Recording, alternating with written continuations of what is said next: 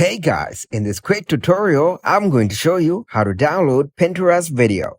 The steps are really simple and easy, so let's get started. First, you need to open up your Pinterest app. From here, all you need to do is scroll through and select the video that you want. For now, I'll go with this.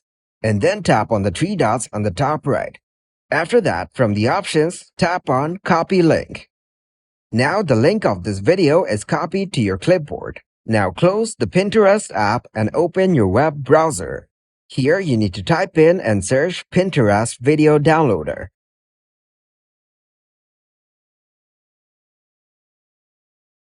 Now tap on the first link as shown here. The next step is to paste in the link that you just copied from the Pinterest app. After that, tap on Download. Now wait for it to load up. Once it's done, scroll down and you will get to see multiple options. From here, tap on the three dots on the video. And then all you need to do is tap on Download.